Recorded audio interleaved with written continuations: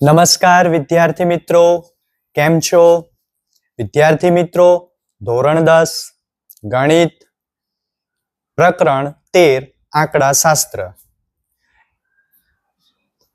મિત્રો, બોર્ડની બ્લુપ્રિન્ટ પ્રમાણે આ પ્રકરણમાંથી જનરલ વિકલ્પ વિના 14 માર્કનું અને જનરલ વિકલ્પ સાથે 16 માર્ક્સનું પૂછાય છે. માટે આ પ્રકરણ ખૂબ જ અગત્યનું છે. તો ચાલો સૌથી પહેલા આપણે મધ્યક વિશે સમજીએ. મધ્યક માહિતીના તમામ અવલોકનોના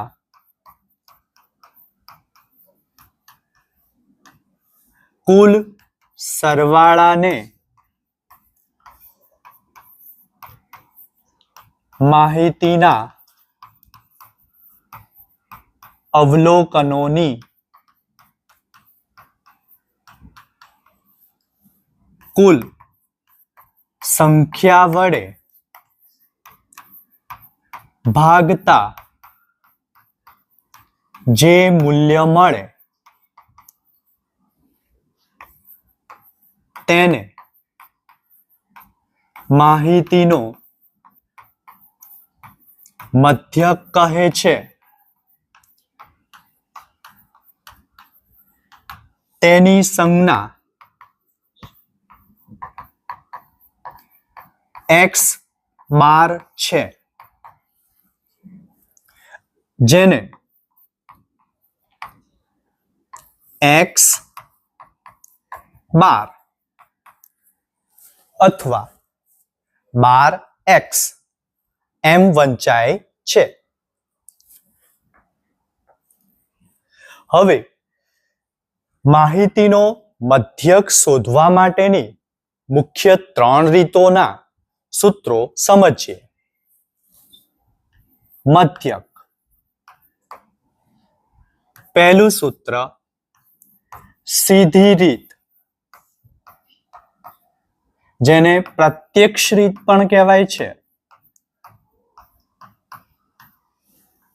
જેનું સૂત્ર મધ્યક x બાર બરાબર સિગ્મા fi xi છેદમાં સિગ્મા fi,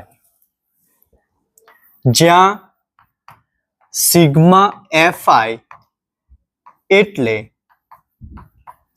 આવૃત્તિઓનો કુલ સરવાળો,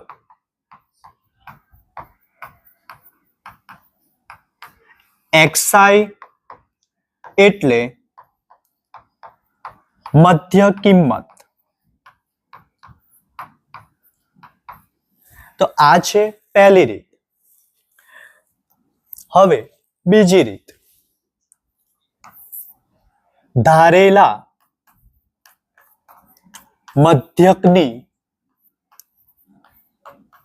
રીત, જેનું સૂત્ર મધ્યક x બાર બરાબર a plus sigma fi di છેદમાં સિગ્મા fi, જ્યાં a બરાબર ધારેલો મધ્યક,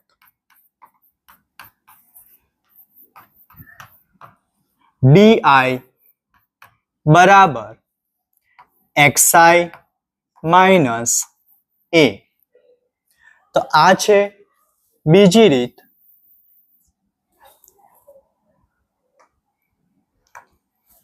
હવે ત્રીજી રીત, પદ વિચલનની રીત. પદ વિચલનની રીત, જેનું સૂત્ર છે મધ્યક x બાર બરાબર a plus sigma fi ui છેદમાં સિગ્મા fi ગુણ્યા h, જ્યાં a બરાબર ધારેલો મધ્યક, ui બરાબર xi માઇનસ a છેદમાં h, h બરાબર વર્ગ લંબાઈ. વિદ્યાર્થી મિત્રો, આ પદ વિચલનની રીત જ્યારે વર્ગ સમાન હોય ત્યારે આ રીત લેવાની છે અને h જે છે તે વર્ગ લંબાઈ રહેશે, જેમાં વર્ગ લંબાઈ સમાન રહેશે. આંકડાશાસ્ત્રમાં આજે આપણે મધ્યક વિશે સમજીએ. એમાં પુસ્તકનું જે ઉદાહરણ 1 છે તેની આપણે સમજ મેળવીએ. મિત્રો, અહીંયા શરૂઆતમાં જ અહીંયા તમે જોઈ શકો છો કોષ્ટક આપણે તૈયાર કરી દીધેલું છે. ધારેલા મધ્યકની રીતે આપણે આ શોધવાનું છે.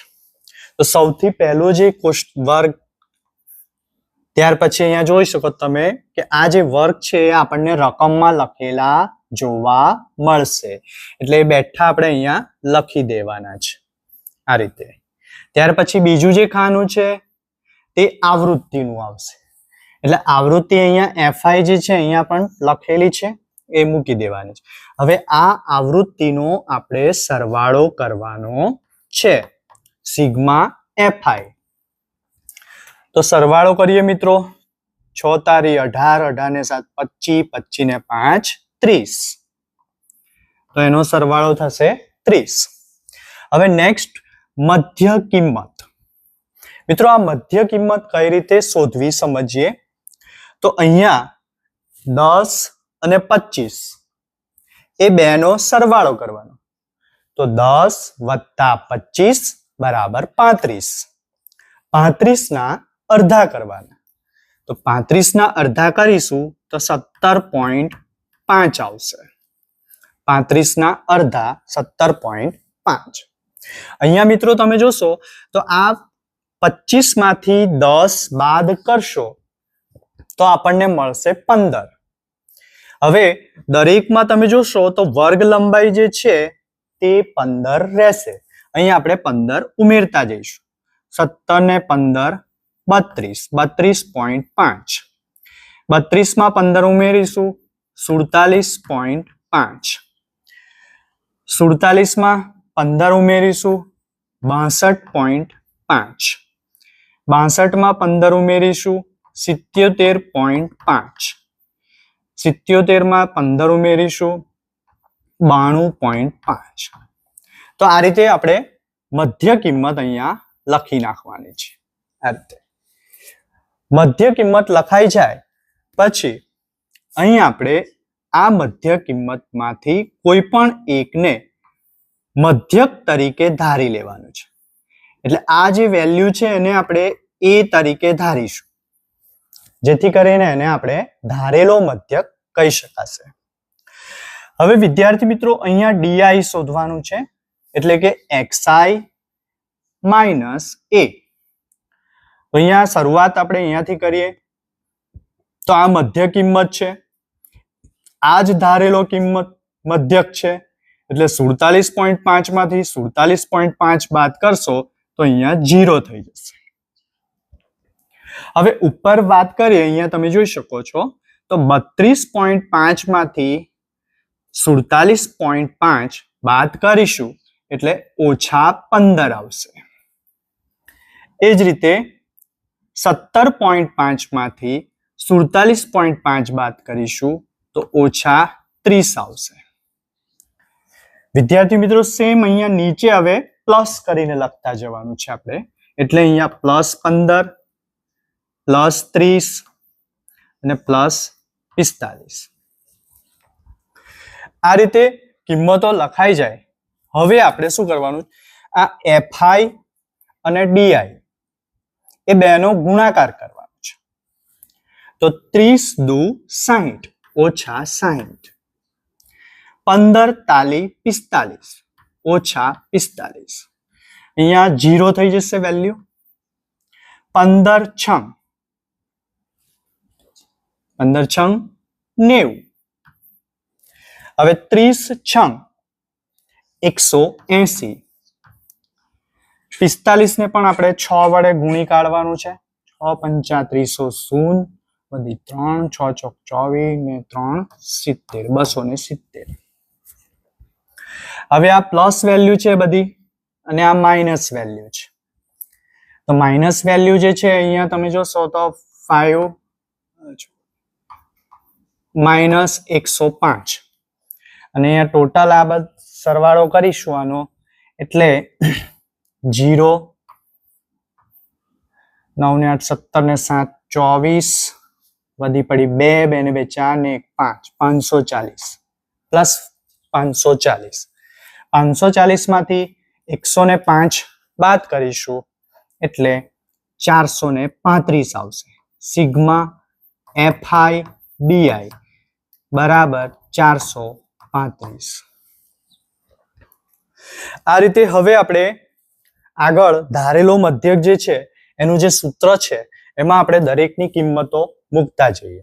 જેમ કે સિગ્મા એફઆઈ એટલે આવૃત્તિઓનો સરવાળો તો 30, સિગ્મા એફઆઈ ડીઆઈ 435.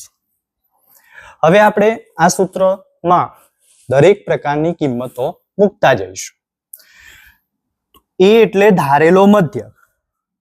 અહીંયા તમે જોઈ શકો છો આપણે આ 47.5 જે છે તે ધારેલો મધ્યક છે એટલે 47.5 વત્તા સિગ્મા એફઆઈડીઆઈ એટલે 435 ભાગ્યા 30. હવે આને આપણે 30 વડે ભાગી કાઢવાના છે મિત્રો. એટલે અહીંયા આ 47.5 ના 47.5 આવશે બરાબર. અને આની વાત કરીએ આપણે ભાગીએ તો 30 એકા 30 આ રીતે તમે જોઈ શકો છો. 30 એકા 30 13